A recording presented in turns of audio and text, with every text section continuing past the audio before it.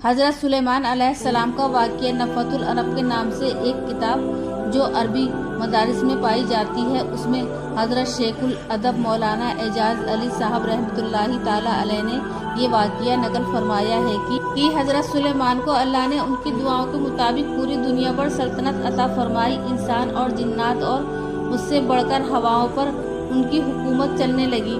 उन्होंने इसके बाद ये दुआ फरमाई, या इलाही, आप मुझे इस बात की इजाज़त दे दीजिए कि मैं तमाम मखलूक को एक साल मुकम्मल खाना खिलाऊं। तो अल्लाह ने हज़रत सुलेमान पर वही नाजिल फरमाई कि आप इस पर कादिर नहीं। तो हज़रत सुलेमान ने फिर दुआ फरमाई कि सिर्फ एक हफ्ते के लिए इजाज़त दे दीजिए।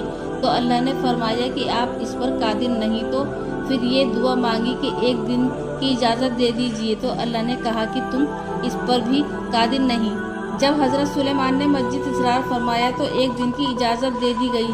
हज़रत सुलेमान ने इंसान और जिन्नात को हुक्म दिया कि रूह ज़मीन के तमाम बैल बकरियां और तमाम हलाल परिंदे वगैरह को जमा करो और ऐसे बड़े बड़े देख तैयार करो जो अपनी जगह से हिल ना सकें, जिसको अल्लाह ताला ने कुरान करीम में ताबीर फरमाया। और इसका मतलब यह है कि ऐसे बड़े बड़े लगन जो तालाब की तरह हों। सूरह सबा आयत नंबर 13। चुनाचे तमाम जानवरों को ज़िबा करके खाना तैयार किया गया और हवाओं को हुक्म फरमाया कि फ्रिज और कूलर की तरह ठंडी हवा खाने की चीज़ों के ऊपर चलती रहे ताकि खाना ख़राब न हो। और ऐसा लंबा दस्तरखान बिछाया कि उसकी लंबाई भी 1 महीने की मसाफत और चौड़ाई भी 1 महीने की मसाफत। फिर अल्लाह ने वही फरमाई कि कौन सी मखलूक से शुरू करोगे। तो हज़रत सुलेमान ने कहा कि पानी की मखलूक से। तो अल्लाह ने बहार मुहित से मछली भेजी। मछली ने हज़रत सुलेमान से पूछा कि मैंने सुना है कि आपने मेहमान नवाजी का दरवाज़ा खोल दिया है और आज मैं आपकी मेहमान हूँ। नफ़ातुल अरब 110 से 112 तक। चुनाचे हज़रत सुलेमान ने हुक्म फरमाया कि खाना सामने से शुरू करो। तो उस मछली ने तमाम खाना शुरू से आखिर तक ख़त्म कर दिया और आवाज़ दी कि ए सुलेमान, मुझे और खिलाइए और मेरा पेट भर दीजिए। तो हज़रत सुलेमान ने कहा कि तुमने तो सारा खाना ख़त्म कर दिया है और अभी तक तेरा पेट नहीं भरा। तो मछली ने निहायत ज़रीफ़ाना जवाब दिया, क्या मेहमान के लिए मेज़बान का ऐसा ही जवाब होता है? बेशक मेरा खुदा रोज़ाना 3 मरतबा पेट भरकर खिलाता है और आज के दिन में आपकी वजह से पेट भरकर 3 मरतबा खाने से महरूम हो गई और आपकी मेहमान नवाजी की वजह से मेरा हक मारा गया। तो हज़रत सुलेमान को एहसास पैदा हुआ और सजदे में गिर गए। कहने लगे कि मखलूक के रिज़्क़ का मालिक ए अल्लाह, तू ही हो सकता है और ये रिज़्क़ किस तरह आता है और कैसे मैसर होता है, इंसान सोचने पर कादिर नहीं। खुदा की कुदरत के सामने हर चीज़ बेबस। अब उसके जेल में तिरमिज़ी और शैबुल ईमान बहकी की एक रिवायत पेश करना मुफीद साबित होगा कि इस रिवायत के अंदर अल्लाह को बंदों के ऊपर मुख्तलिफ इनामात और इनायत का जिक्र है और निहायत इबरतनाक हदीस शरीफ है। इस हदीस पाक पर गौर करने के बाद इंसान के लिए अपनी ज़िंदगी में तब्दीली पैदा करना, हर मुसलमान में खुदा की तरफ मुतवज्जे होना निहायत आसान हो सकता है।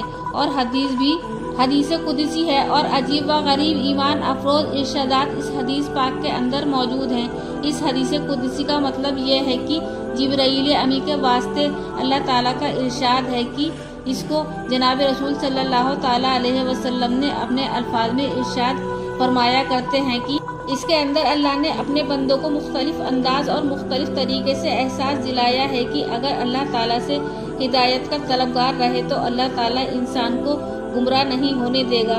इसी तरह इंसान अगर सिर्फ अल्लाह ही से मांगा करे तो अल्लाह ताला इंसान को इस तरीके से अता फरमाएगा कि खुद हैरान व शशदर होकर रह जाएगा कि ये कहाँ से आ रहा है। इसी तरह इंसान हमेशा गुनाहों से साफ रहता है, लेकिन अगर हमेशा अल्लाह से मग़फ़िरत तलब करता रहेगा तो अल्लाह ताला इंसान को गुनाहों से पाक व साफ रखेगा।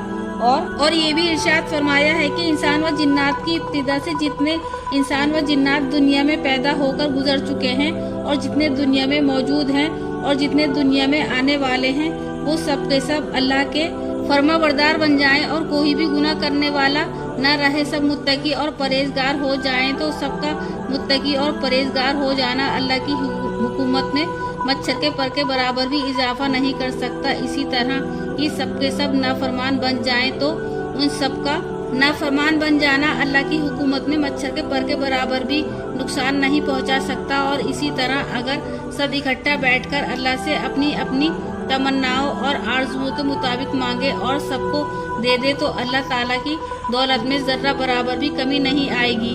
अल्लाह ने उसको एक मिसाल देकर इरशाद फरमाया कि अगर तुम में से कोई समंदर से गुजरे और सुई की नोक समंदर पर रखकर उठाकर देख ले कि समंदर में कितना पानी रह गया है और सुई की नोक में कितना पानी आया है, तो अल्लाह की दौलत में से सबकी झोलियां भर देने के बावजूद इतना भी नहीं जितना सुई की नोक में आया है।